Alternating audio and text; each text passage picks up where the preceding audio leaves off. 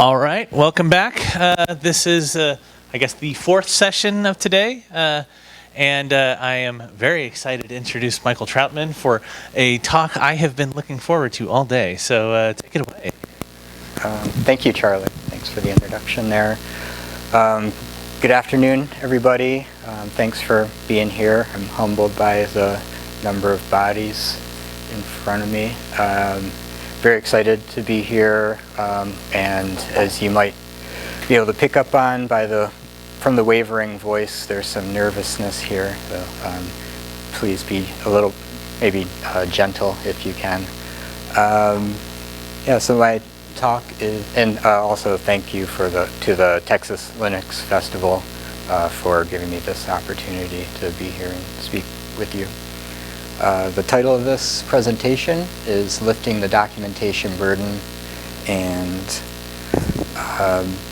my name is Michael. I'm a documentation specialist working at Linbit, and for those of you who might not be familiar with Linbit, it's an open source or developer of open source block storage software solutions. If you might have heard of the software DRBD in the Linux kernel since 2010. That's our flagship offering, software around block storage for high availability and disaster recovery, and most recently developing and supporting software-defined storage solutions. So that's my product blip there. What this talk is about is how you can use open source tools to improve your documentation workflows. And who this talk is for, hopefully all of you here might get something out of the talk, but I'm really trying to speak to, besides the intrigue of the tools that I'll be talking about, I'm really trying to speak to quality and consistency and delivering those two intangible things, and using open source software tools to help do that. And a hand raised already. Is that? Can you spell your company's name? Yeah, the street tag lettering here might be a little bit hard to read, but it's Linbit. Linbit. Thanks for another opportunity to endorse the. You're not a plant in the audience, I don't think. Why should you care about what I say? Maybe you shouldn't. But I'm hoping that what I'm going to be talking about and showing I'm hoping that the tools and the suggestion of the workflows will speak for themselves and keep you interested and make you want to look into these tools if you're not already familiar with them. But just another yuck maybe. This is a screen grab from a day, July 23rd, 2024. That's my mug up there, top ranking results for a Google search for VMware alternatives. I got a little bit of fame on July 23rd, 2024, where my mug's up there with some pretty heavy players in the game: Microsoft, Oracle, Proxmox, and Cisco, other people that you've heard of. Why am I there? This came from a blog article that I wrote about open source VMware alternatives. Perhaps you might have heard about the Broadcom acquisition of VMware and the scramble and some of the fallout for folks there. The people that I work with thought that would be a good opportunity to put some content out there around open source VMware alternatives, so we took that opportunity. We don't provide any open source VMware alternatives, but we are provide compatible storage and plugins for open source VMware alternatives. So that's where the content angle came from. And this is just to speak to, again, to the importance of focusing on quality and consistency. And that's why I was there. The quality, we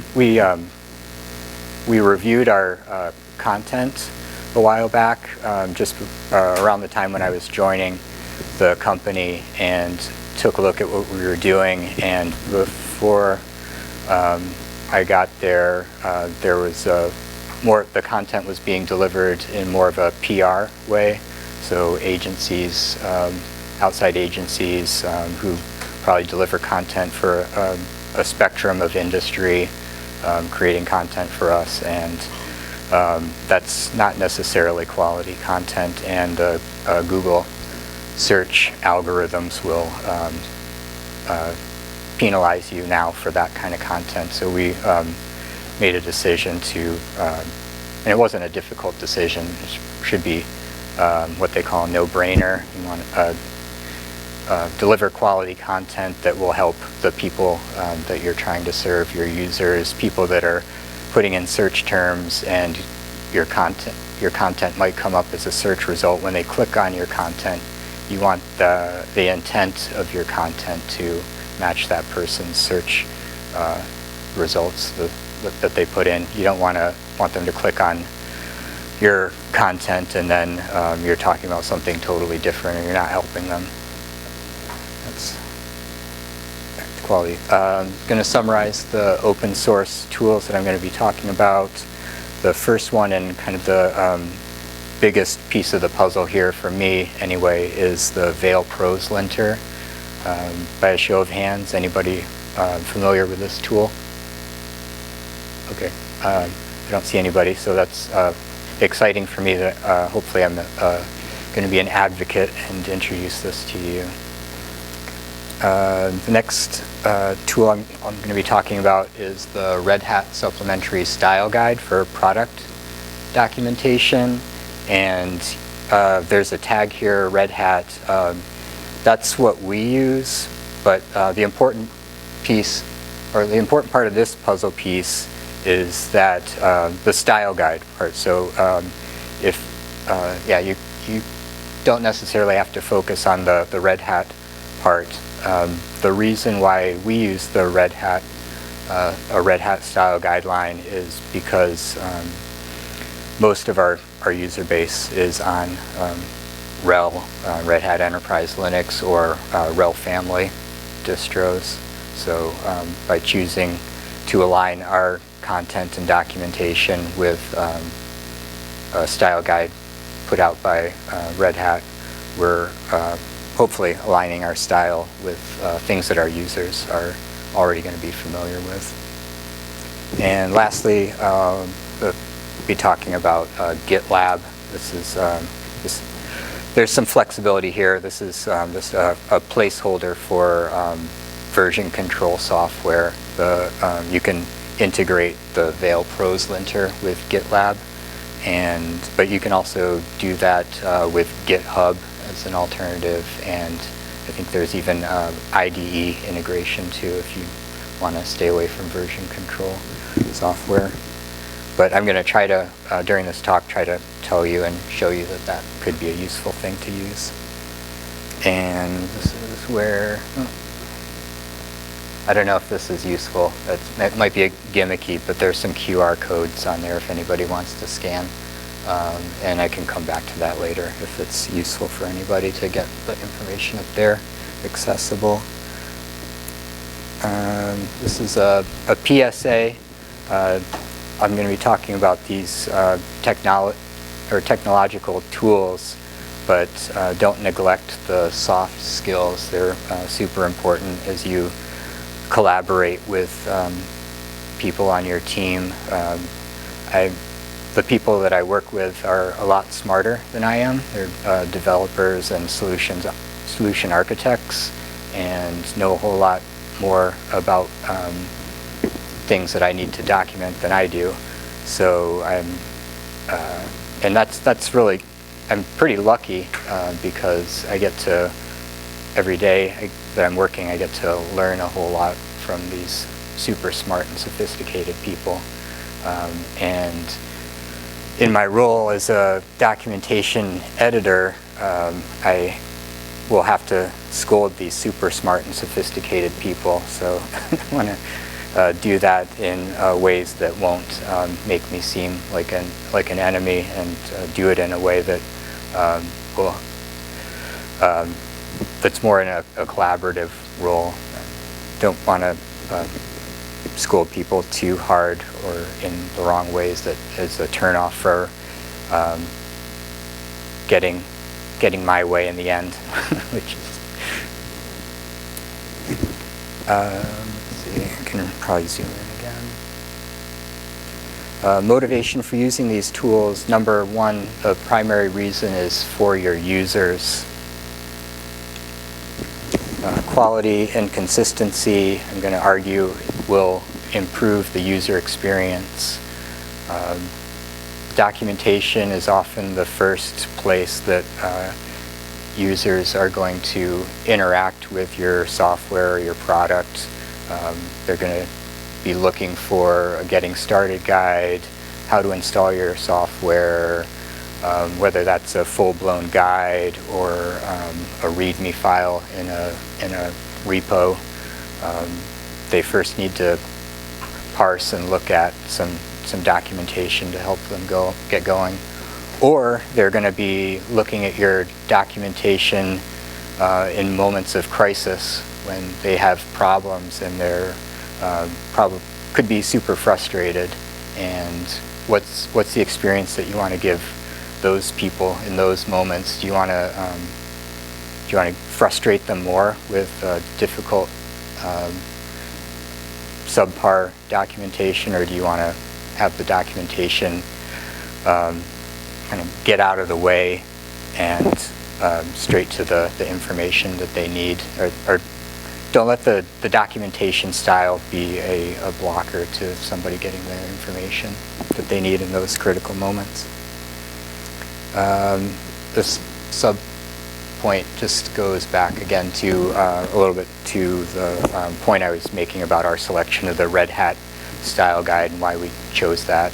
We don't want, there's a number of style guides out there that you can choose. There's Google, there's Microsoft, DigitalOcean, many more, IBM, and then there's all sorts of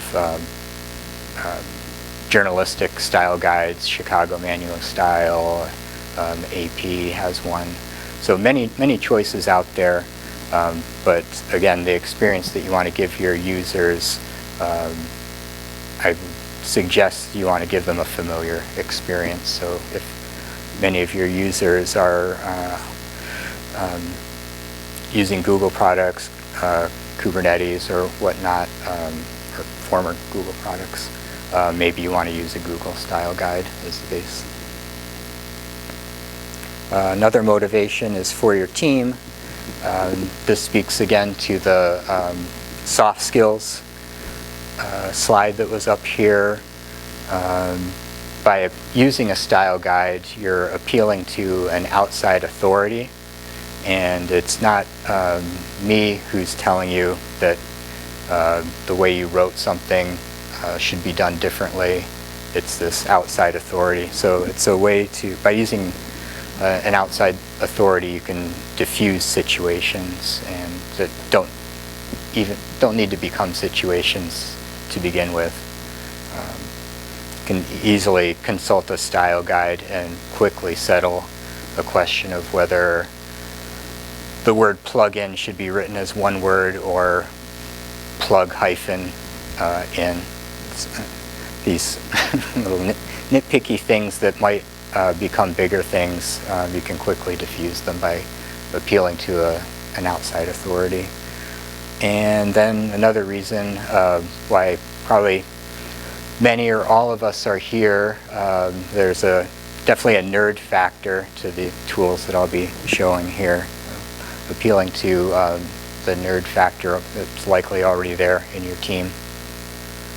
And another PSA, before you adopt a style guide, check in with stakeholders on your team so that you're not making a choice that's going to upset or ruffle feathers. If your team is already doing things in a certain style, make that a consideration before you pick something totally different. Get some buy-in, as they say. And lastly, for the community, and hopefully it's apparent to everybody attending a Linux festival that we're here for community reasons, and again, why we're here in person too, looking to collaborate and meet other people, get excited about things. Using open source tools is a great way to do that. Speaking again on the topic of how these open source tools can help you, and this is just a quick example. The words that you see on the screen aren't necessarily important, but if you need to see them, I can make it bigger. The top thing up there is a literal extract from the Red Hat style guideline, and it's telling you how to describe graphical user interface GUI elements. Real fun, exciting stuff. And then what you see at the bottom is the Vale prose linter scolding you for writing click on instead of click. So again,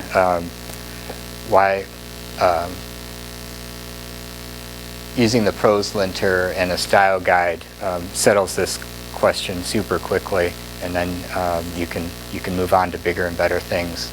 But what this is delivering you in the end is consistency. So you can have different writers on your team, possibly with different voices and with their own ideas about how to describe GUI elements. But you want to deliver that consistency across your documentation, and this is the prose linter, and using a style guide is a way to do that. So with that lengthy background, maybe into some more exciting things, actually introducing you to these tools. We're talking about them if you're already familiar. I'm going to introduce the Vale prose linter, and again, this is kind of the centerpiece of the documentation workflow for delivering quality and consistency. This is a markup-aware linter for prose built with speed and extensibility in mind. That's from the Arch Linux package manager description. Is everybody familiar with the concept of linting, or does that need to be explained? Just a way to check based on. Oh, okay. Yeah. So like it's maybe people might be more familiar with it because I didn't see show of hands for being familiar with the Vale prose linter. But if you have coming from a coding background, possibly you might have heard of the term linter. It's just a tool that checks content for mistakes. Is a very inelegant way for me to describe it. It's a tool. It's got a set of rules, maybe syntax rules, and you feed it content, and it tells you what you did wrong. And that speaks to this point. The benefit of using a prose linter across documentation is that it enforces consistency. If you're getting scolded by this prose linter about click on versus click, it helps you deliver click every time if you make that correction, which I'll show you how you can use GitLab later to do that. And just hopefully quickly, you might want to make some allowances for what the prose linter suggests or the style guide suggests that you do, depending on what kind of documentation or content you're dealing with, for example, I'm going to be more relaxed about blog articles that other people have written that I'm editing than I will be about how-to guides or user guides. There are allowances in blog articles for writers to have their own voice, so I won't scold people as often. Or the prose linter doesn't necessarily know whether you're giving it a blog article or a different type of content, so it might scold you across the board. But during the process of review and collaborating on making those, whether or not to make those suggested changes, you can be possibly more relaxed in some context, such as a blog article. And again, a benefit here is that it's not, the benefit here is appealing to an outside authority to settle questions or disagreements on your team about how to write the content. Again, it's not me personally that's scolding somebody that I'm editing. It's this outside authority. There are some limitations here. Vale is just a linter, it's just a tool. People still have to use it, they still have to interact with each other while they're using it. But using this tool repetitively and getting scolded repetitively for things over time can help improve your style, help improve your writing. And an example of this that again is going to be super nitpicky and likely inconsequential in the grand scheme of things. There's in the Red Hat style guide, there's a guideline that says don't use may, use might instead. I think the reasoning there is might suggests the possibility of doing something or something happening, whereas may is more about permission. Yeah, super inconsequential, but again, if you use this repetitively, you're going to be delivering consistent style. Yeah, question? Yeah, I'm going to speak to that. Thanks for that. Yeah. And again, yeah, you'll be using different. You have the choice of using different style guidelines with the linter. So how to get there? How to start? Vale is available as a package in many Linux distros. Ubuntu and Arch are two that I know about that it's available for. So you can get going right out of the gate using a package manager, or you can use it you can run it from within a container, which is really good for portability, and also ties in nicely with using it as part of with version control software. And let's see, that's an example of how easy it is to get going. This is the configuration file for building a container image that you can then spin up containers from. And some of the lines are particular to my use of it within linbit, so you don't even need all of those lines. The important bits are the from. There's the developer maintains a container image in Docker Hub, so that's that first line there. It needs a configuration file, so that's the first copy line. The configuration file is local, and then gets brought into the container. And then I think the last point that's critical is the entry point. But even that, I think, might not be. I was doing some experimenting. I'm not a container expert, but I was doing some experimenting before the presentation, and that last bit might not even be necessary. I think the from part, the container image, the base container image has that as an entry point, minus the configuration location. Building the container image, simple command, and you don't have to use Docker. I guess I learned yesterday about Podman, so if that's a preference, you can certainly use a different tool that will build a container image. And then verifying that it's there. This is just a plug for the presentation software that I'm using, which is a terminal-based presentation software called PresentTerm.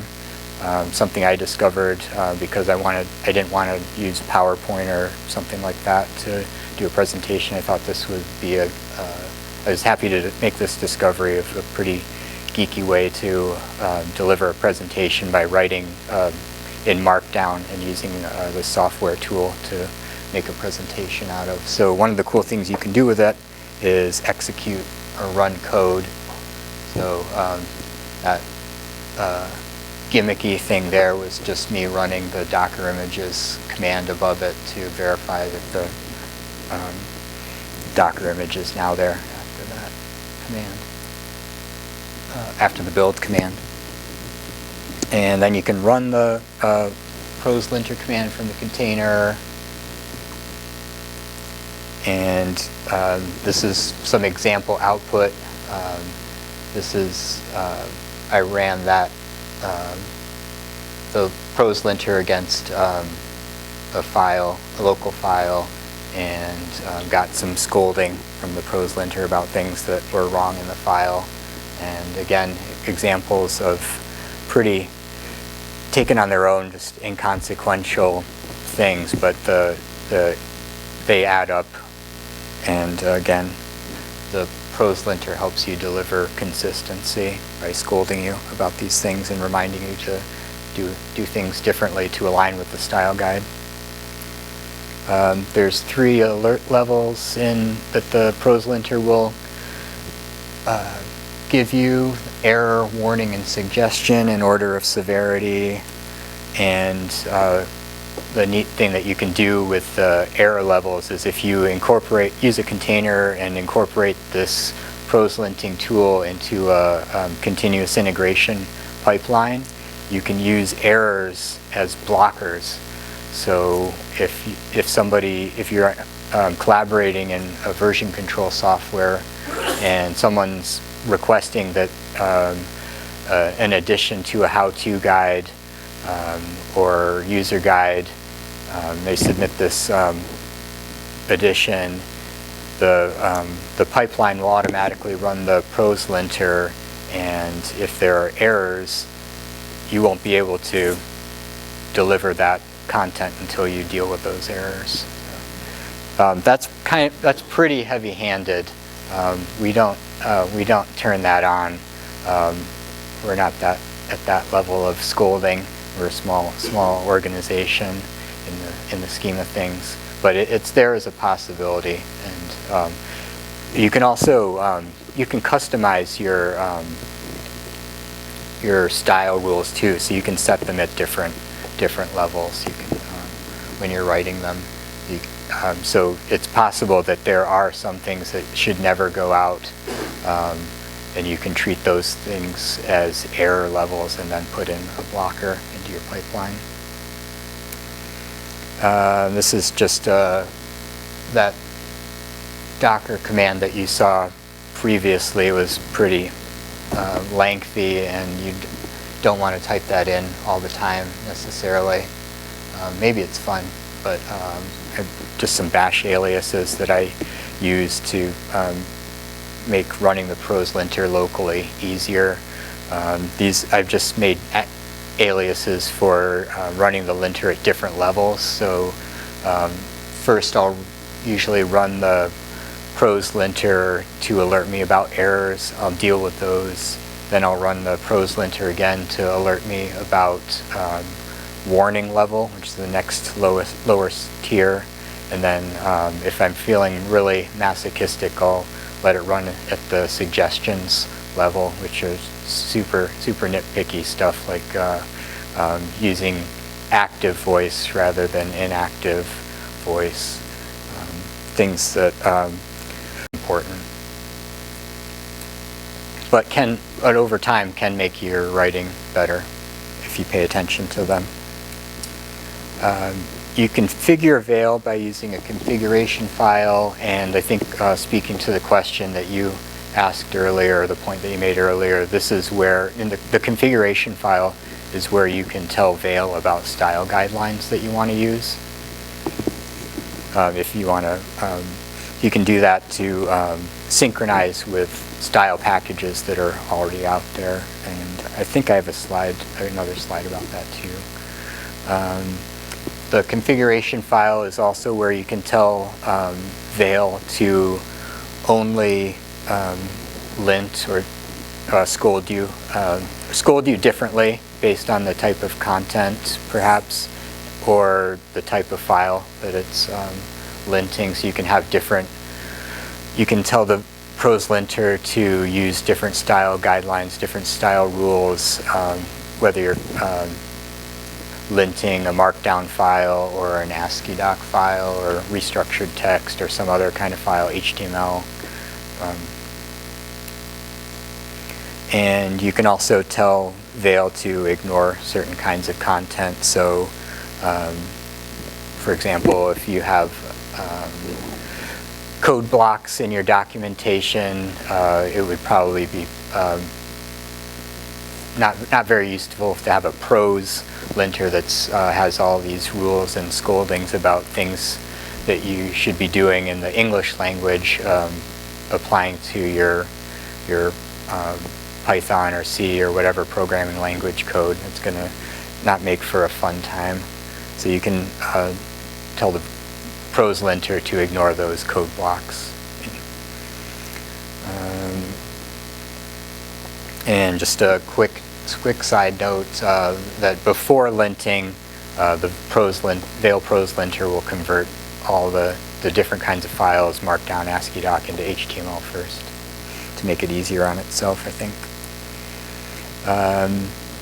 Style rules in Vale are the heart of using the tool, and it's how you enforce the consistency in writing. In addition to pre-written rules, you can create your own rules, and this is where some fun begins.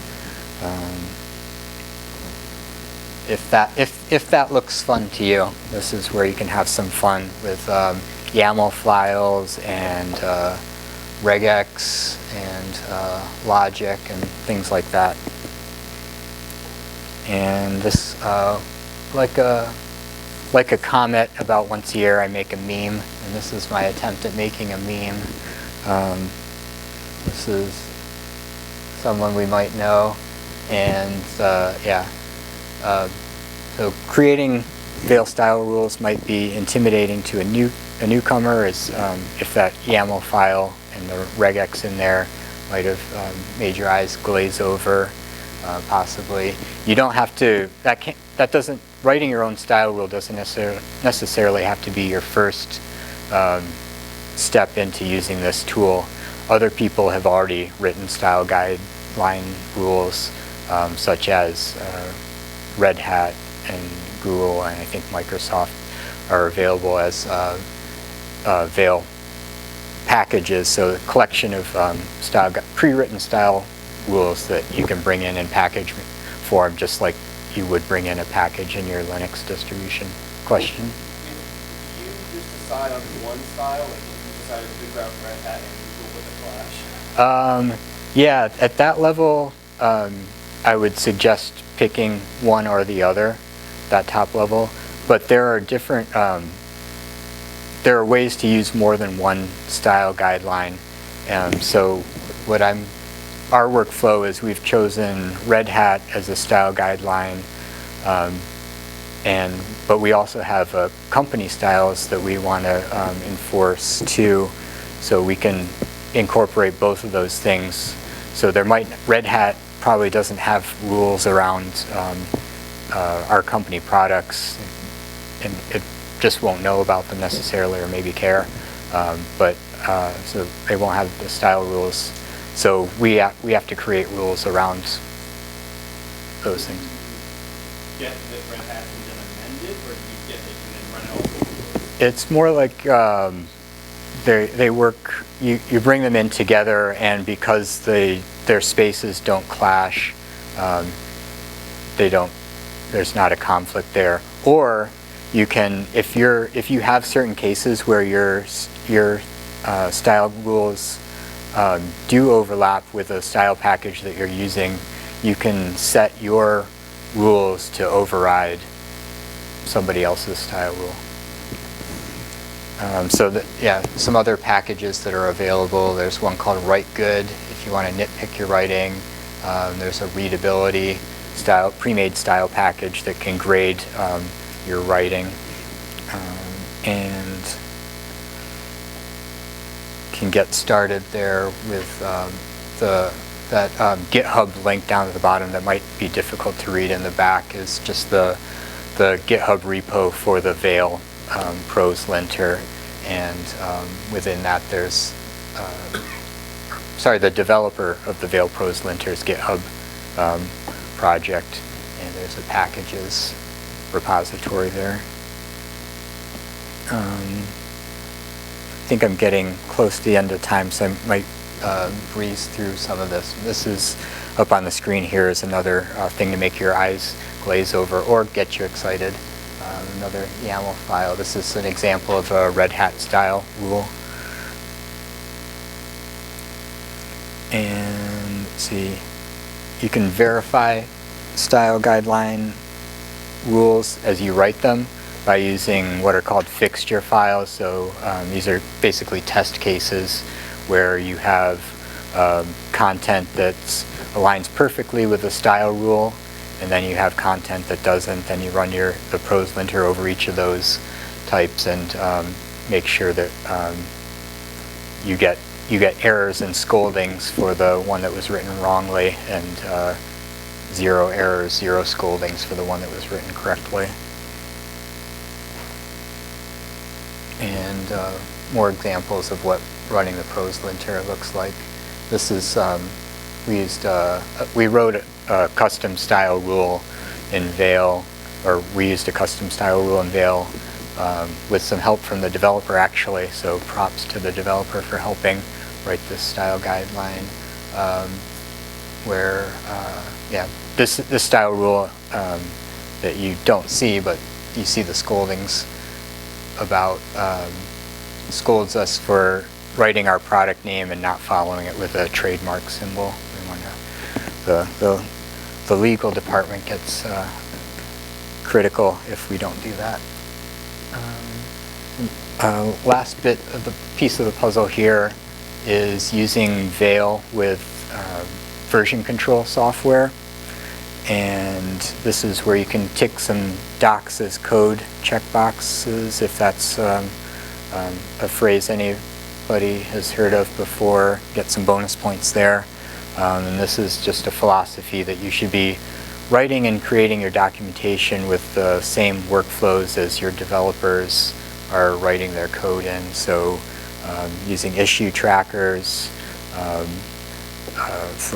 and version control, that's Git in this case, and using plain text markup. So you get to be super nerdy perhaps and use Vim or Emacs or VI Studio, and using a code review process for the content that you're delivering. That's the collaboration with your team members and the automated testing.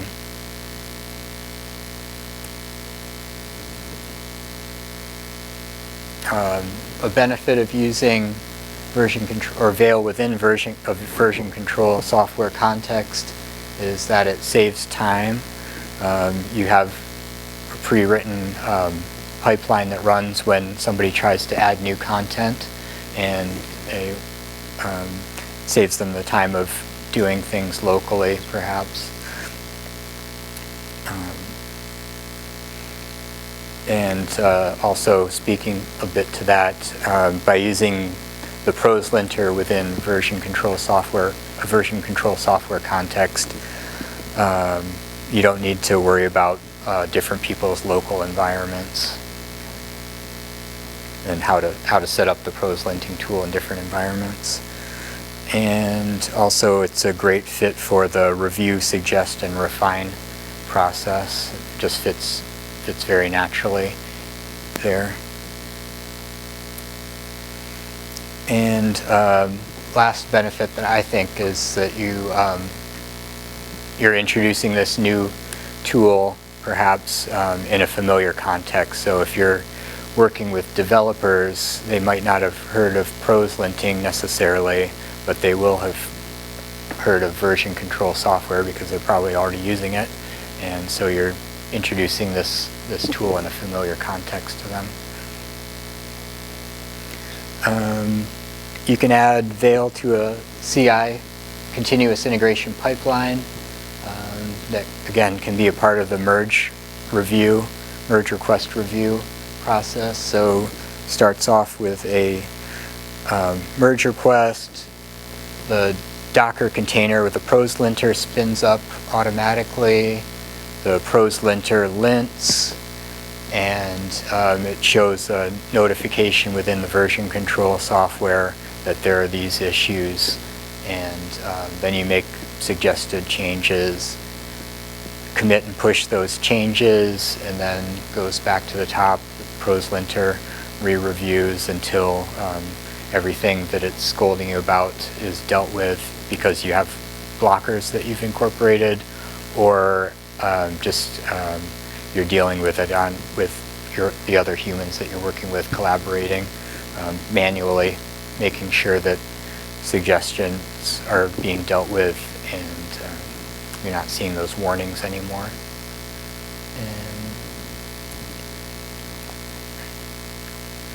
So setting things up in GitLab, in the code repositories where your documentation lives, you can add a lint job to a stage within a CI pipeline. And this is another thing that can either excite you or make you run away screaming. When I first joined Linbit, just as a plug for my own background, the only git command I knew was git clone. But I got up to speed out of necessity and know enough to be dangerous now. But I still get help with a lot of this stuff, and then another reason that I'm excited about what I do. I get to learn a lot all the time. I think for reasons of time, I'm going to skip ahead, but if this stuff is interesting to you in particular, come find me. We can talk about it more. And yeah, this is just a workflow for using the pipeline to actually keep the pros linter up to date. So there's a way you can automate keeping that pros linter that you've incorporated into the CI pipeline up to date, keeping that container image up to date automatically. And let's see where to start. These are just some suggestions from me. I would suggest trying to incorporate this pros linter to lint and try to improve existing content. That's going to be the easiest way. And use somebody else's style guideline to start out, and then finally you might want to create your own style guideline rules within Vale to enforce your own needs. I'm going to skip that one for time reasons.